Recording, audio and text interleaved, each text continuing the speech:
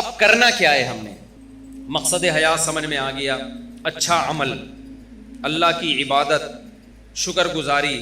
اب سوال پیدا ہوتا ہے کہ وہ شکر گزاری یا عبادت جس پہ اسلام ہمیں لانا چاہتا ہے اس کو ہم کیسے ایکسپلین کریں گے؟ کیا کرنا پڑے گا ہمیں جس سے ہم اللہ کے شکر گزار کہلائیں گے، جس سے ہم اللہ کے عبادت گزار کہلائیں گے، اور جس سے ہم اچھا عمل کرنے والا کہلائیں گے؟ تو کیا کرنا پڑے گا ہمیں؟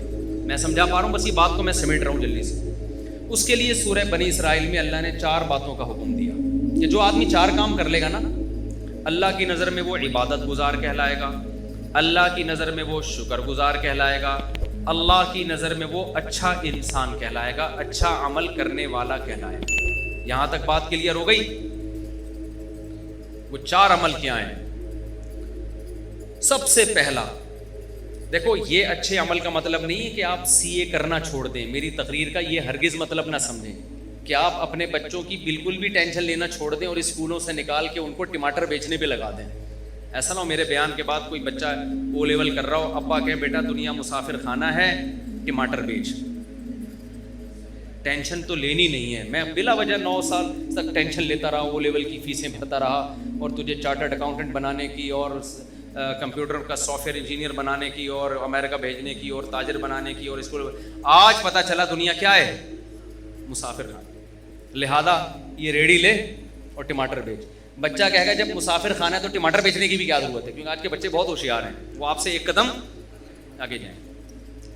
وہ کہیں گے ابا پھر ٹماٹر بیچنے کی بھی تکلف کی کیا ضرورت؟ بیٹھ جاتے ہیں کسی درگاہ پہ جا کے، کچھ نہ کچھ لنگر بٹ رہا ہوتا ہے نا، تو ہمیں بھی مل جائے گا، مسافر خانہ ہے نا۔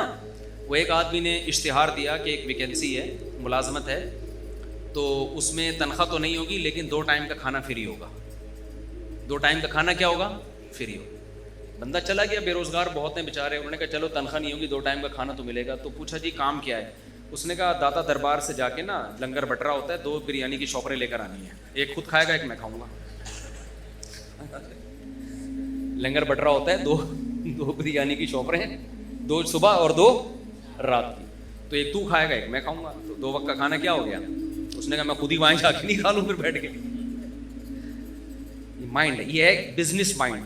اس کو یوٹیوبرز کیا کہتے ہیں آج کل نا؟ یوٹیوب پہ یہ بزنس کے، اور 1 مہینے میں 1 کروڑ روپے کمائیں، 1 لاکھ روپے کمائیں، آدمی ایک دم اٹریکٹ ہوتا ہے، بے یار اف، پتہ چلتا ہے یہ تمہیں یہ بھی 10,000 روپے کما رہا ہے اس ویڈیو بنا کے، اس پہ ایڈ چلتے ہیں جس سے اس کی 10,000 آمدن ہوتی ہے، اور تمہیں 1 لاکھ کی ترغیبیں دے رہا ہے۔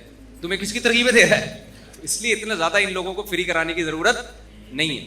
ایسا لوگ ڈپریشن میں جا رہے ہیں نا۔ مسقط میں ایک صاحب ہیں، وہ روزانہ ہر تھوڑے دن کے بعد مسقط میں یہ کر لو، مسقط میں نے مسقط میں رابطہ کیا، میں نے کہا یہ تاجر آدمی ہے، یہ بڑی، اس نے کہا یہ بیچارہ بالکل فارغ ہو گیا، اس کو کوئی سن نہیں رہا، تو اس نے سوچا پیسے کمانے کا یہی طریقہ ہے۔ پاکستان میں تو اب لوگ مایوس ہوئے ہوئے ہیں، تو مسقط میں یہ، انہوں نے کہا ہم مسقط میں رہتے ہیں، کچھ بھی نہیں ہے ایسا ہے، لیکن یہ نہیں بتائے گا، آپ خود جاؤ تحقیق کرو تو پھر پتہ چلے گا آپ۔ تو اب آپ نے دنیا کو سمجھ لیا مسافر خانہ۔ جی مفتی صاحب نے کہا ہم آخرت کے لیے پیدا ہوئے ہیں، اور یہ both are made for each other بھی نہیں ہے، اور ابا کے لیے بھی نہیں بنے، اماں کے لیے بھی نہیں بنے، بچوں کے لیے بھی نہیں بنے، تو اس سے تو رہبانیت آئے گی نا، رہبانیت، دنیا کو لات مارنا آئے گا، پھر ہم تو ترقی میں اور پیچھے رہ جائیں گے۔ کیا خیال ہے؟ گورا تو پھر ہمیں اور غلام بنا لے گا، تو ہم اللہ کی عبادت تو بعد میں ہوگی، پہلے کس کی عبادت شروع ہو جائے گی؟ گورے کی، جو ہو کر جو کر رہے ہیں ہم بھکاری کیوں ہیں؟ سائنس ٹیکنالوجی میں اگر ہم آگے ہوتے تو بھکاری ہوتے؟ تو اسلام کسی ایسی بات کا حکم دے سکتا ہے جس سے آپ اور بھکاری بن جاؤ؟ کیا خیال ہے؟ اکاؤنٹنگ کا علم تو اسلام نے سکھایا سب سے پہلے۔ سورہ بقرہ کی سب سے لمبی آیت اکاؤنٹنگ کی فضیلت میں نازل ہوئی ہے، قرآن کی سب سے لمبی آیت، سورہ بقرہ کی بھی نہیں، پورے قرآن، جس میں اللہ نے معاملات کی لکھت پڑھت کا حکم دیا ہے تاکہ جھگڑا نہ ہو۔ تو چارٹرڈ اکاؤنٹنٹ یہی تو کرتا ہے کہ جھگڑے سے بچاتا ہے۔ کیا خیال ہے بھائی جان؟ تبھی اکاؤنٹنگ کے علم کی بنیاد سب سے پہلے مسلمانوں نے رکھی ہے، گوروں نے مسلمانوں سے لیا یہ علم۔ تو مسافر خانے کا یہ قطعاً مطلب نہیں ہے کہ آپ سب بچوں کو کس پہ لگا دیں؟ ٹماٹر بیچنے پہ لگا دیں۔ پھر مسافر خانے کا مطلب کیا ہے؟ وہ اللہ نے بتایا ہے، 4 شرطیں پوری کر لو تو عبادت گزار بھی کہلاؤ گے، 4 شرطیں پوری کر لو تو شکر گزار بھی کہلاؤ گے، 4 شرطیں پوری کر لو تو اچھا عمل کرنے والا بھی کہلاؤ گے، اور پھر میری طرف سے دنیا میں بھی کامیابی اور آخرت میں بھی۔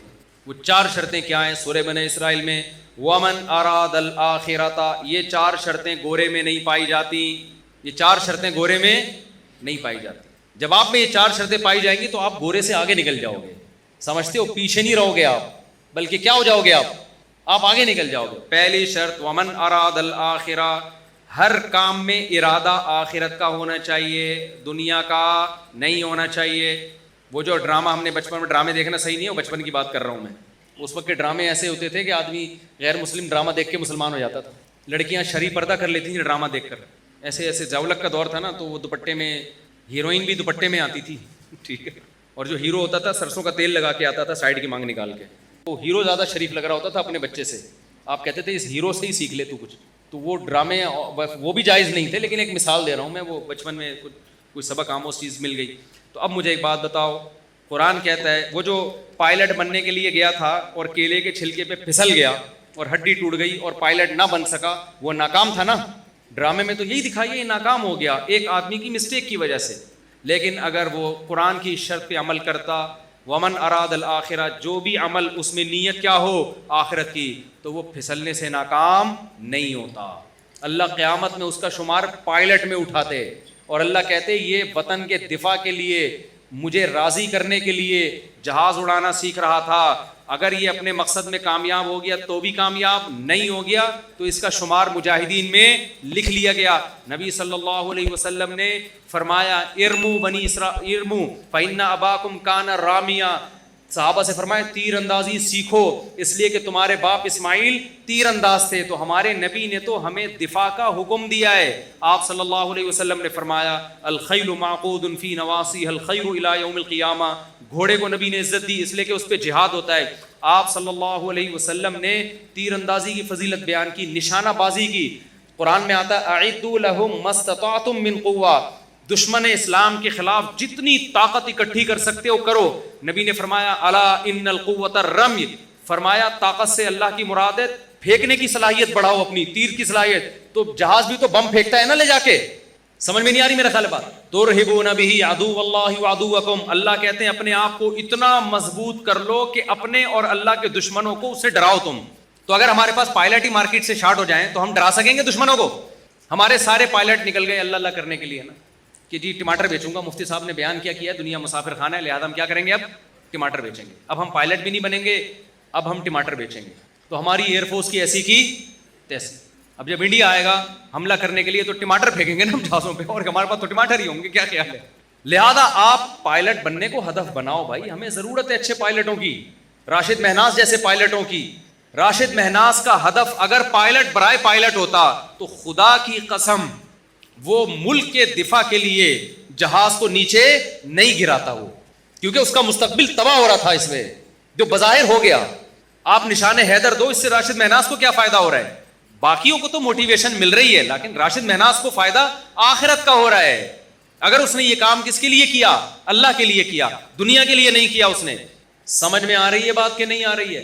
یہی وجہ ہے کہ کافر میں اتنی ہمت نہیں ہوتی کہ دوسرا کوئی جاسوس اس کے جہاز میں گھس جائے اور وہ جہاز کو نیچے کی طرف موڑ دے۔ وہ کہے گا میں نے جس مقصد کے لیے پائلٹ بنا ہوں، میں نے اگر اپنے آپ کو مارنا ہی ہے تو میرا تو فیوچر تباہ، مجھے ریٹائرمنٹ پہ کیا ملے گا؟ یا تو کوئی سرفرا یہ کام کرے گا، یا پھر وہ یہ کام کرے گا جس کے نظر میں کیا ہے؟ بولو آخرت۔ تو آپ بچوں کو پائلٹ بھی بناؤ بھائی، آپ چارٹرڈ اکاؤنٹنٹ بھی بناؤ، تاکہ دھاندلی نہ ہو ملک کے اندر، تاکہ لوگ ایک دوسرے کا مال غلط حساب و کتاب کر کے کھائیں نہیں۔ تو پہلی شرط اللہ نے کیا بیان کی؟ میں جلدی جلدی بات کو سمیٹتا ہوں۔ ومن اراد الآخرہ، جو کام بھی کرنا ہے نیت کیا کرنی ہے؟ آخرت، اور اچھے سے اچھا کرنا ہے۔ سوال پیدا ہوتا ہے نا، کوئی کہے گا بھائی پھر ٹماٹر بیچنے میں بھی تو آخرت کی نیت ہو سکتی ہے؟ یقیناً ہو سکتی ہے۔ نبی نے فرمایا ایماندار تاجر قیامت کے دن پیغمبروں کے ساتھ، اگر کوئی ٹماٹر بیچ رہا ہے اس نیت کے ساتھ کہ میں لوگوں کے سامنے بھیک نہ پھیلاؤں، تو اللہ کی قسم ٹماٹر بیچنے کا بھی اس کو ثواب بولو ملے گا۔ نیت کیا ہے؟ آخرت۔ پھر وہ 2 نمبری نہیں کرے گا ٹماٹر بیچنے میں، پھر وہ ایسا نہیں ہوگا کہ ٹماٹر کی پیٹی میں اوپر اچھے اندر سڑے ہوئے، وہ یہ گڑبڑ نہیں کرے گا۔ لیکن پھر آپ کو موٹیویشن کیسے ملے گی؟ اس کے لیے نبی نے فرمایا المؤمن القوی خیر من المؤمن الضعیف، طاقتور مومن اللہ کو کمزور مومن سے زیادہ محبوب. تو طاقت جسمانی بھی ہو سکتی ہے، سائنس اور ٹیکنالوجی کی قوت بھی. طاقت کی ڈیفینیشن یہ ہے کہ آپ وہ کچھ کر سکتے ہو جو دوسرا نہیں کر سکتا. تو آپ جب کسی اچھی پوسٹ پہ جاتے ہو تو آپ وہ کچھ کر سکتے ہو جو ایک عام آدمی رکشہ چلانے والا اور ٹماٹر والا نہیں کر سکتا. تو آپ اس نیت سے حکومت کی لگام اپنے ہاتھ میں لینے کی کوشش کرو، آپ اس نیت سے ترقی کی کوشش کرو کہ میں ایک پاورفل مسلمان بننا چاہتا ہوں. اور ہمارے نبی کو پاورفل مسلمان وہ کمزور اور ضعیف مسلمان سے زیادہ محبوب ہے. اور نبی نے فرمایا مجھے نہیں بلکہ کس کو محبوب ہے؟ اللہ کو زیادہ محبوب. بات آ رہی ہے سمجھ میں؟ دوسری شرط قرآن نے کیا بیان کی ہے؟ من اراد الآخرۃ وسعى لها سعیا. تو آپ جو کام بھی کر رہے ہو کس کے لیے کرنا ہے؟ آپ نے آخرت. دوسری کوشش وسعى، کوشش بھی کرے. صرف نیت کافی؟ آپ نے بیٹھ گئے کہ جی آخرت ملتی ہے محنت کرنے سے، اچھا یعنی طاقتور بنوں گا میں جناب بیوروکریسی میں جاؤں گا، میں اچھا تاجر بنوں گا، پیسہ کماؤں گا تاکہ مسلمان مضبوط ہوں، میں سائنس اور ٹیکنالوجی کے میدان میں ترقی کروں گا. صرف کس کے لیے؟ اللہ کے لیے. یا میں ٹماٹر ہی بیچوں گا، تجارت کروں گا، کس کے لیے؟ اللہ کے حکم کو پورا کرنے کے لیے. آخرت نیت ہے میری تاکہ صدقہ کروں، بھیک نہ مانگوں. اب کر نہیں رہے آپ، پڑھے ہوئے امتحان آ رہے ہیں، پڑھے ہوئے آپ. جیسے ہمارے کراچی میں لوگ کیا کر رہے ہیں؟ پڑھے ہوئے ہیں نا. کیا خیال ہے؟ ہل ہی نہیں رہے آپ. تو اس کا مطلب آپ نے آخرت کی نیت تو کی ہے. وسعا کا مطلب کوشش بولو نہیں کیا آپ نے. تو آپ کا شمار کامیاب لوگوں میں نہیں ہوگا. نیتیں کر کے پڑے رہو، ہمت نہ کرو، عمل نہ کرو تو پھر کچھ نہیں ملنے والا. اس نیت پہ اجر ملتا ہے جس میں عمل کرنے کی کوشش کرو، عمل ہو نہ سکے پھر اللہ اجر دے دیتا ہے. جیسے وہ پائلٹ جس نے کوشش کی بیچارہ کیلے کے چھلکے سے پھسل گیا، اس کی نیت ہوگی تو اجر ملے گا، ورنہ نیت برائے نیت سے کچھ بھی حاصل نہیں ہوتا. عمل بھی کرنا پڑے گا. تیسری شرط اللہ نے بتائی وسعى لها سعيها، کوشش بھی اخفل طریقے سے نہیں کرنی. کوشش وہ والی کرنی ہے جو اللہ نے بتائی ہے. آپ اللہ کو راضی کرنے کے لیے وہ کوشش کرو جو اللہ نے نہیں بتائی، اللہ نہیں مانے گا. آج کتنے ایکٹر ہیں، اداکار ہیں، ناچنے والی فنکارائیں ہیں، ان سے پوچھا جاتا ہے کہ آپ کو یہ عزت کیسے ملی؟ کہہ رہے بس اللہ کے لیے ہم نے یعنی یہ تو اللہ کا ہم پہ بڑا فضل ہوا. ہم ڈانس کلب میں گئے، ہم نے وہاں ڈانس سیکھا اور لوگوں کو انٹرٹین کرنے کا ہم ذریعہ، ملک کی ترقی کا ہم ذریعہ بن رہے ہیں. اور ایکچولی یعنی نیت ہو سکتا ہے وہ بھی آخرت کی کر رہی ہو کہ لوگ خوش ہوں گے، ڈپریشن ختم ہوگی اور جناب لوگ ایک انٹرٹین ہوں گے اور ڈپریشن سے نجات ملے گی اور خوشیاں ملیں گی لوگوں کو ہمارے ناچ گانے دیکھ کر. تو یہ کوشش تو ہے، ہو سکتا ہے آپ کا جذبہ بھی اچھا ہو، مگر یہ کوشش اللہ کی بتائی ہوئی نہیں ہے، بلکہ اللہ کی طرف سے اس کوشش پر کیا ہے؟ پابندی. آپ نے دیکھا ایک آدمی ٹینشن کا مریض ہے، آپ نے چرس کی پڑیا پکڑا دی، اس کو ذرا سٹا لگا تو بالکل ٹھیک ہو جائے گا. ٹھیک ہو بھی گیا، آپ کی نیت بھی اچھی تھی، انسانیت کی خدمت، لیکن اس سٹے پہ آپ کو ثواب بولتے کیوں نہیں ملے.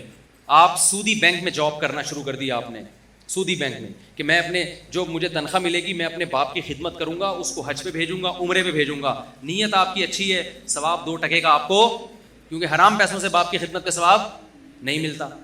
سمجھ رہے ہو؟ آپ نے رشوت لے کے آپ نے کہا مسجد بناؤں گا، میں نے رشوت آج شراب کباب میں اڑا دی، آج مجھے اللہ نے ہدایت دی ہے میں ان رشوت کے پیسوں سے مسجد بناؤں گا.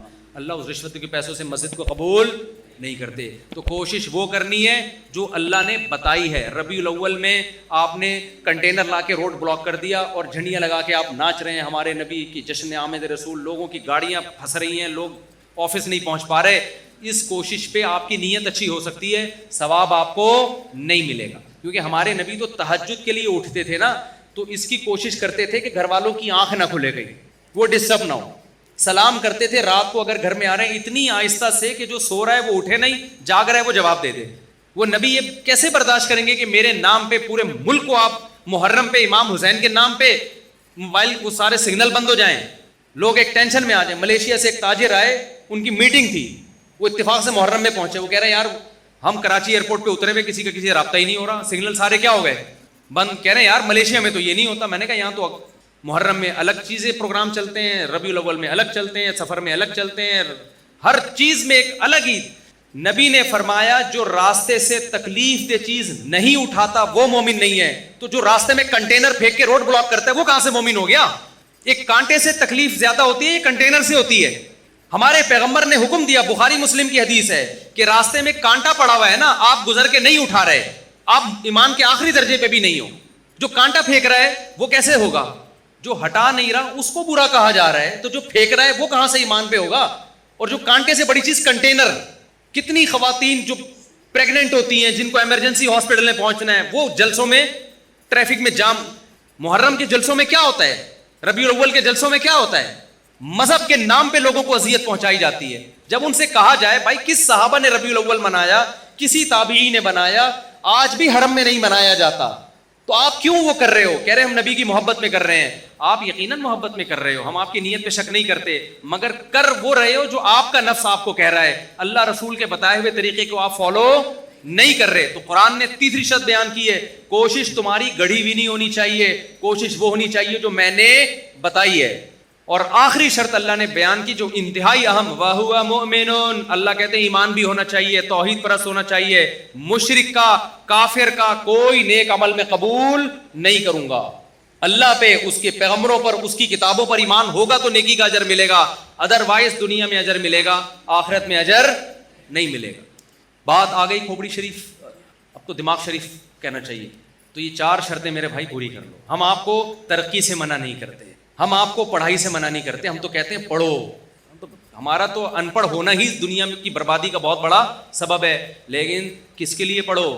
آخرت کے لیے پڑھو, محنت کرو. محنت 4 شرطیں آخری ریوائز کر دیتا ہوں. نمبر 1, ہر کام میں نیت آخرت. نمبر 2, کام بھی کرنا ہے, خالی نیتیں کر کے نہیں بیٹھنا. نمبر 3, کام اللہ رسول سے پوچھ کے کرنا ہے, علماء سے پوچھنا ہے کہ شرعن یہ جائز ہے بھی یا نہیں ہے. اگر فتویٰ ملے جائز ہے تو کرو, ورنہ نہیں کر سکتے آپ اس کو.